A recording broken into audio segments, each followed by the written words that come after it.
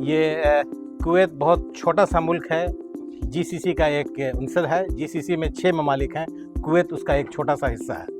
यहाँ की टोटल आबादी कमोबेश 4 मिलियन है, जिसमें 1 मिलियन बहुत बड़ी तादाद है जो हिंदुस्तानियों पर मुश्तमिल है। उसके अलावा और दूसरे ममालिक के लोग भी बसते हैं यहाँ। ब्रिटिश हुकूमत थी, लेकिन यहाँ पे हिंदुस्तानी करेंसी ही चलती थी। 1961 के बाद वो करेंसी तब्दील हो गई। जब ब्रिटिश चले गए, बरतानिया की हुकूमत ने मुल्क को आज़ाद कर दिया, फिर यहाँ पे कुवैती दिनार इंट्रोड्यूस हुआ। तो वो कुवैती दिनार है, ये दुनिया की one of the strongest currency है। अभी मौजूदा सूरत हाल ये है कि एक दिनार कमोबेश हिंदुस्तानी रुपए में 280 रुपए के बराबर है, प्लस माइनस। तो it is one of the strongest currency और ये बहुत स्टेबल करेंसी है। इसका ताल्लुक दिनार डॉलर के साथ तकरीबन स्टेबल है। आसमां होगा शहर के नूर से आईना पोश, और जुल्मत रात की सीमा पा हो जाएगी। इस कदर होगी तरन्नुम आफरी बादे बहार, निगहते ख्वाबीदा गुंचे की नवा हो जाएगी। मुफाहमत नहीं चाहिए जब्र नारवा से मुझे, मैं सर बकफ हूँ नहीं डर किसी बला से मुझे। ये शेर मैंने आपको डेडिकेट किया। मेरा चमन है, मेरा चमन, मैं अपने चमन का बुलबुल हूँ। मेरा चमन है, मेरा चमन, मैं अपने चमन का बुलबुल हूँ। सरशार निगाहे नरगिस हूँ, वापस करके सुए सुंबुल हूँ।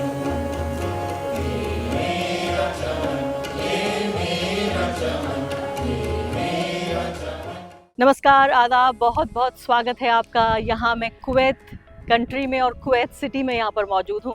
बहुत शानदार ये मुल्क है। 48 घंटे यहाँ पर मैं गुजार चुकी हूँ और अब तक बहुत कुछ इस मुल्क के बारे में जानने का मौका मिला।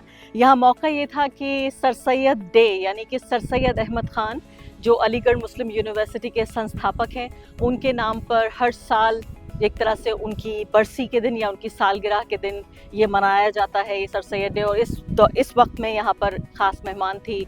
सर सैयद डे मनाया जा रहा था कुवैत में। जो अली कम्युनिटी हम इसे कहते हैं, यानी अलीगढ़ मुस्लिम यूनिवर्सिटी से जो पास्ड आउट लोग हैं, जो उन्होंने वहाँ से पढ़ाई की है, वो लोग यहाँ पर बड़ी तादाद में यहाँ पर हैं। आप ये समझिए कि करीब 10 लाख भारतीय कुवैत में रहते हैं। आप अंदाज़ा लगाइए, 10 लाख, 1 मिलियन लोग यहाँ रहते हैं। एक छोटे से मुल्क के लिए ये बहुत बड़ी तादाद है। यहाँ डॉक्टर्स हैं, इंजीनियर्स हैं, और इतनी बड़ी तादाद में वो कामयाब हिंदुस्तानी हैं जिनको देखकर गर्व से, एक तरह से मैं कहूँगी कि पूरे तरीके से बहुत अच्छा लगा। एक सीना फूल गया गर्व से कि इतने बड़े तादाद में यहाँ भारतीय यहाँ की इकोनॉमी को भी एक तरह से वो बेहतर बना रहे हैं और अपने लिए भी अच्छा महसूस कर रहे हैं।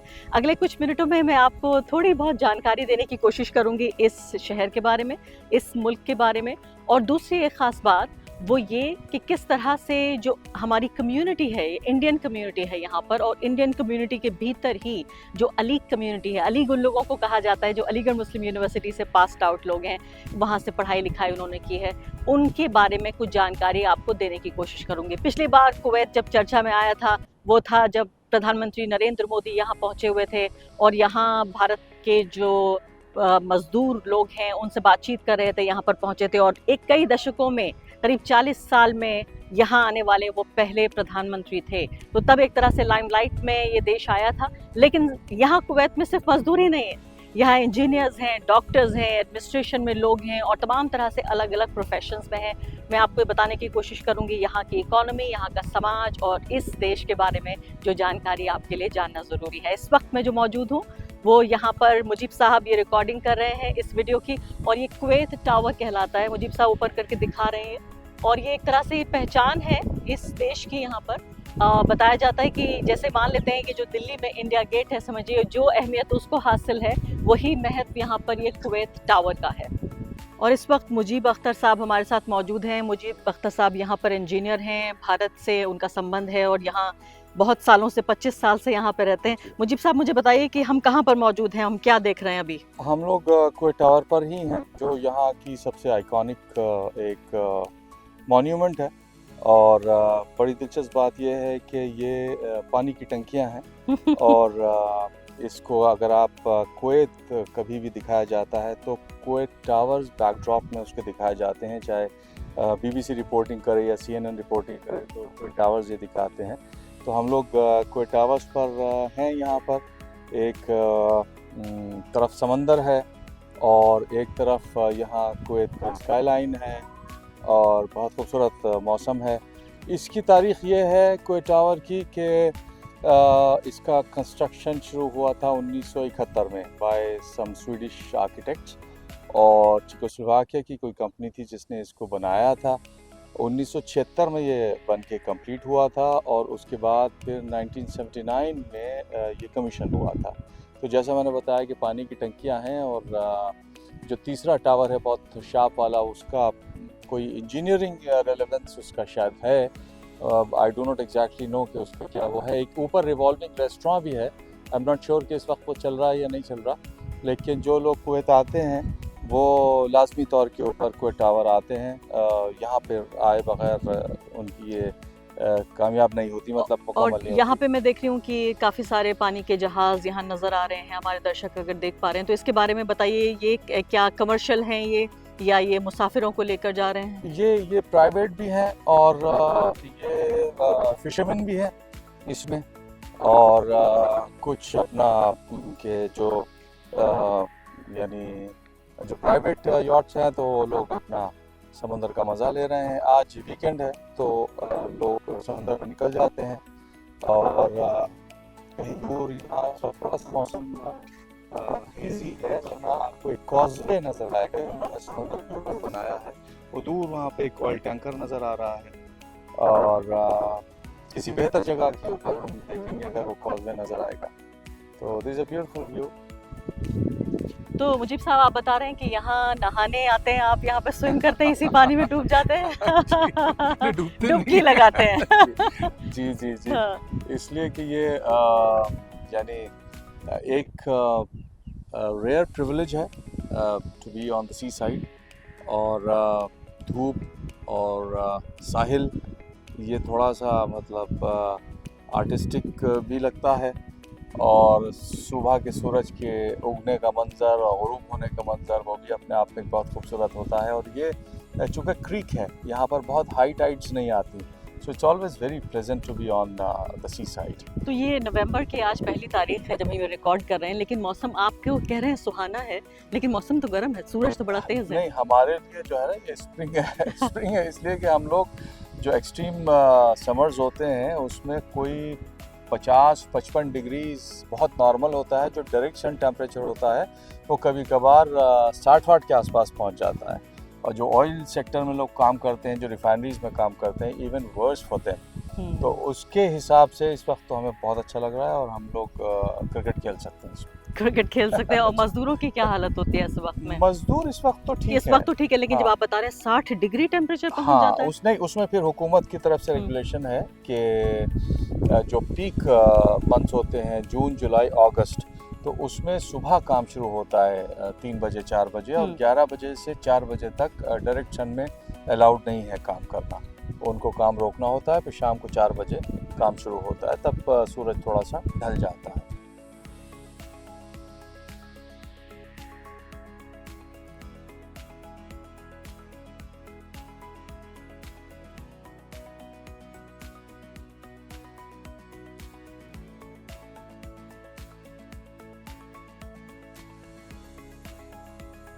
ये खूबसूरत समंदर का नज़ारा करने मैं भी यहाँ पर आ गई हूँ। पानी आप यकीन जानिए इतना साफ है यहाँ पर, हमारी तरह की नदियों का पानी नहीं है, हमारे समंदर का भी जितना हमने दिल्ली से लेकर मुंबई तक सब कुछ बहुत गंदा कर दिया है। लेकिन आप ये देखिए, कभी नीला, कभी हरा, कभी सुरमई, 3-4 रंग का पानी मुझे यहाँ पर नज़र आ रहा है, और बहुत खूबसूरत ये समा है यहाँ पर। मेरे लिए गर्मी मुझे लग रही है, लेकिन यहाँ जो लोकल लोग हैं वो कह रहे हैं उनके लिए ये मौसम सुहाना है। हम अलग अलग इनको पानी के जहाज़ों को हम देख रहे हैं, और यहाँ से एक तरह की स्काईलाइन भी नज़र आ रही है कुवैत की, ये भी बहुत खूबसूरत लग रहा है। ये अलग तरह का मुल्क है, ये दुबई भी नहीं है, सऊदी अरब भी नहीं है, कतर भी नहीं है। इस मुल्क के बारे में बहुत कम चर्चा हुई है, लेकिन मुझे लगता है कि ज़्यादा से ज़्यादा लोगों को इसे जानने की ज़रूरत है। तो मैं यहाँ आपके लिए बहुत ऊंचाई पे, ये जो कुवैत टावर है इसके बिल्कुल अर्श पे पहुँच चुकी हूँ मैं ऊपर, और परिक्रमा। आपको याद है दिल्ली में जो एक रेस्टोरेंट है जो थोड़ा थोड़ा सा घूमता रहता है लगातार। ये भी एक परिक्रमा जैसा ही एक रेस्टोरेंट है जहाँ हम आ गए, और इससे यहाँ से खूबसूरत तरीके से, हालांकि शीशे लगे हुए हैं लेकिन फिर भी मैं मुजीब साहब को कहूँगी ये दिखाएं ज़रा यहाँ की। ये पूरी हमें स्काई लाइन भी दिख रही है, यहाँ से हमें समंदर भी दिख रहा है, और यहाँ से एक बेहतर एक बर्ड्स आई व्यू जिसे कहते हैं, ऊपर से एक चिड़िया की आँख से हमें ये व्यू यहाँ पर दिख रहा है। तो इसको ज़रा आप देखिए खूबसूरती से, बिल्कुल मुझे परिक्रमा की याद आ गई यहाँ आकर।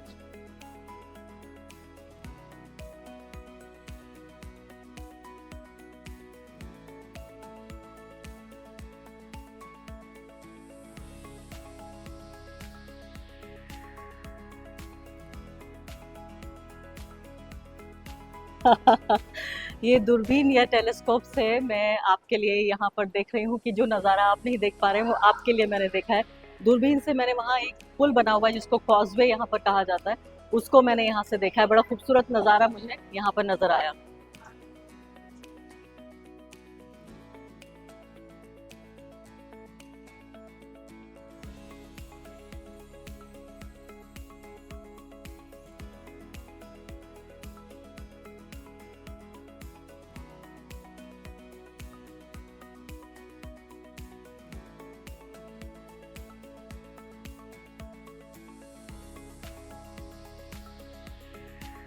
जी अस्सलाम वालेकुम, मेरा नाम जमील अख्तर और मैं कुवैत में मुकीम हूँ।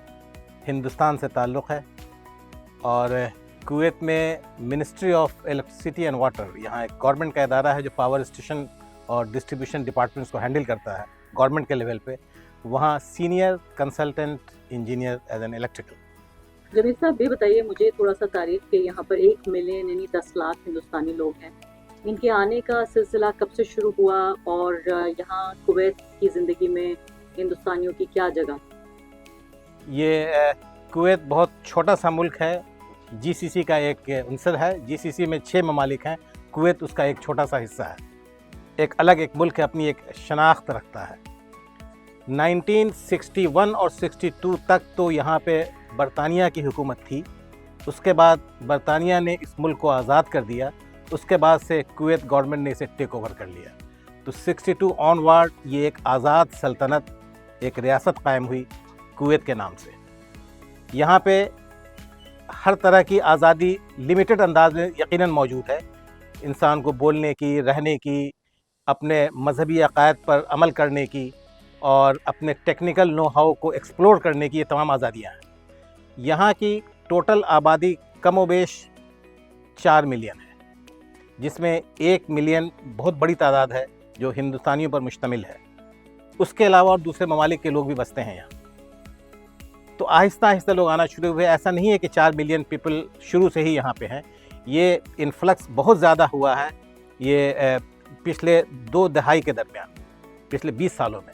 उससे पहले तादाद बहुत कम थी। शुरू में जब हम यहाँ पे आए थे, we came in 1981। Just after graduation in 1978, I entered Kuwait in 1981।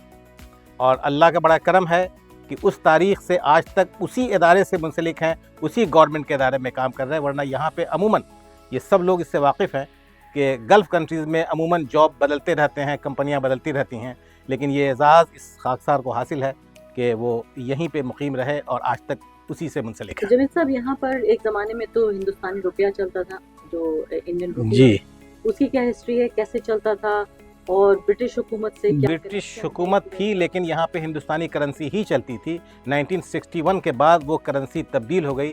जब ब्रिटिश चले गए, बरतानिया की हुकूमत ने मुल्क को आज़ाद कर दिया, फिर यहाँ पे कुवैती दिनार इंट्रोड्यूस हुआ।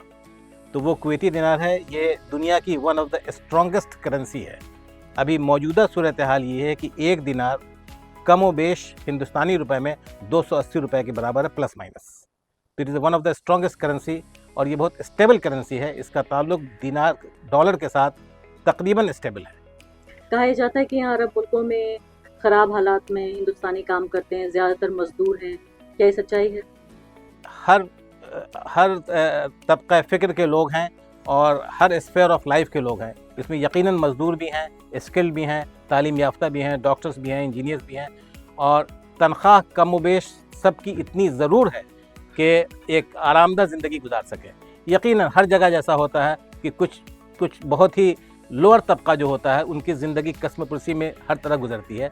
तो यहाँ भी कुछ इस तरह के लोग हैं, लेकिन गवर्नमेंट की एआनत यहाँ पे इतनी ज़्यादा है कि लोग हर तरह से उनको इस्तेफ़ादा करने की कोशिश करते हैं, उनकी मदद करने की कोशिश करते हैं। फाइनेंशियली हो, अनाज के साथ हो, रिहाइश के साथ हो, हर तरह की मदद दस्तयाब है। तो यही वजह है कि तदरीजन ही नहीं, बहुत एक्सपोनेंशियल अंदाज में हिंदुस्तान से और दूसरे ममालिक से लोगों की आबादियाँ बढ़ रही हैं। अगर खुदा न खास्ता अगर वो बहुत ही कोहेसिव इन्वायरमेंट और बहुत कोऑपरेटिव इन्वायरमेंट ना होता तो इस तरह से लोग आते नहीं, यहाँ से लोग दिन ब दिन कम होते। आखिरी सवाल ये है आपसे कि क्या हम देखते हैं कि कुवैत के बारे में बहुत कम लोगों को जानकारी होती है, जैसे सऊदी अरब है या यूएई है, गल्फ के और दूसरे कंट्रीज़ हैं, उनके मुकाबले कुवैत के बारे में लोग कम क्यों जानते हैं? और क्या ये अपने टूरिज़्म के लिए अपने मुल्क को खोलने का प्लान कर रहे हैं? टूरिज़्म तो यहाँ नहीं है, लेकिन चूँकि जीसीसी बेसिकली बहुत छोटे छोटे ममालिक पर मुश्तमिल है। 6 कंट्री हैं जीसीसी में, सऊदी है, यूएई है, कतर है, ओमान है, बहरीन है और कुवैत है। ये 6 ममालिक हैं। कुवैत बहुत छोटा सा इलाका है। सऊदी एक जैंट कंट्री है, तो जाहिर सी बात है कि उसी से इंट्रोड्यूस हो जाता है। जो कहते हैं ना कि एक बूढ़ा घनादार बरगद का दरख्त हो तो उसके साए में दूसरी चीज़ें जो है अपनी शनाख्त बहुत हद तक खो बैठती हैं। ठीक उसी तरह से सऊदी की इतनी बड़ी शनाख्त है कि पूरे ममालिक को, ये सारे जीसीसी कंट्रीज़ को अरब के नाम से मौसूम किया जाता है। और दुबई ने चूँकि अपना एक ये खोल दिया टूरिस्ट के लिए, टूरिज़्म के लिए, और वीज़े की पॉलिसी इतनी आसान कर दी कि ज़्यादातर लोग हिंदुस्तान से दुबई की तरफ जाते हैं और लोग ऐसे भी शॉपिंग वगैरह करने के लिए हिंदुस्तान से आते जाते रहते हैं। तो दुबई मशहूर है और सऊदी मशहूर है। बाकी कंट्रीज़ जो हैं इसीलिए मशहूर नहीं है कि उनके यहाँ कोई टूरिज़्म का कोई ऐसा अट्रैक्शन नहीं है। एंड कुवैत बीइंग ए कम छोटा मुल्क है, अब जिसकी आबादी ही 4 मिलियन पर मुश्तमिल है और कुवैतियों की आबादी तकरीबन 1.5 मिलियन ही है और बाकी जो है बाहर के लोग हैं, तो यकीनन कुवैत को अपनी डेमोग्राफिकल आबादी का तनासुब को बरकरार रखना और अपनी कल्चरल शनाख्त को बरकरार रखने के लिए ज़रूरी है कि कुछ आबादी को कंट्रोल करें। बहुत बहुत शुक्रिया। आसमां होगा शहर के नूर से आईना पोश और जुल्मत रात की सीमा पा हो जाएगी। इस कदर होगी तरन्नुम आफरी बादे बहार, निगहते ख्वाबीदा गुंचे की नवा हो जाएगी। आ मिलेंगे सीना चाकाने चमन से सीना चाक, आ मिलेंगे सीना चाकाने चमन से सीना चाक, बज़्म गुल की हम नफस बादे सबा हो जाए। फिर दिलों को याद आ जाएगा पैगामे सुजूद, फिर जबी खाके हरम से आशना हो जाएगी। आँख जो कुछ देखती है लब पे आ सकता नहीं, महव हैरत हूँ कि दुनिया क्या से क्या हो जाएगी। शब गुरेजा होगी आखिर जलवे खुर्शीद से, ये चमन मामूर होगा नग़्मे तौहीद से, ये चमन मामूर होगा नग़्मे तौहीद से। जज़ाकल्लाह। मुफाहमत नहीं चाहिए जब्र नारवा से मुझे, मैं सर बकफ हूँ नहीं डर किसी बला से मुझे। ये शेर मैंने आपको डेडिकेट किया। सुना रहा है जो मग़मूम कर्ब हयात, दिखा रहा है जो मंजरे हर्ब ममात, बता दो उनको के लहू रंग है दास्तां मेरी, है खून से लिखी हुई सुर्ख तख्तियाँ मेरी। है दीन की खातिर जो अमानत हक है, हर एक कतरा उम्मत का जुज़ ला यनफ़क़ है। निगूहत नेज़ा तो सालार की ये हिकमत है, जो तीर तरकश से नहीं बाहर ये भी फरासत है। हमारे ज़ब्त को समझो न तुम रयाकारी, है ये भी तर्ज बगावत की एक फनकारी। उरूज बख्त मराहिल से आशनाई थी, हमें वो याद है अर्श तलक रसाई थी। ज़रा से हौसले से मुकर्रर ये करम हो सकता है, ज़रा से फैसले से ये अज़्म पैहम हो सकता है। वो आसमां जो है शाहिद ज़मीं की अज़मत का, है मुंतज़र वो भी मर्द मोमिन की जुर्रत का। लहू के चिराग है किस बात का चरागां, किस बात का जश्न है। ये कुमकुमों की लड़ियाँ, ये रंगो रमक की झड़ियाँ, कुछ तो शर्म करो तुम ऐ बेहिसी के वाली, क्यों बेबसी है तारी। वो खूं की होलियाँ हैं, उजड़ी सी बस्तियाँ हैं, हैं बाम रेज़ा रेज़ा, सब कुछ लुटा लुटा सा, सब कुछ कटा फटा सा है, किस बात का चरागा, किस बात का जश्न है। एक शोर है फ़ुग़ां का, हर सू सदाए गिरिया, है जब्र एक मुसलसल और जुल्म वहशियाना। वो शीर व ख्वार लाशें, बेगोरो कफन की मैयत, हैरान करबला है कि ये सितम उससे भी बड़ा है किस बात का चरागा, किस बात का जश्न है।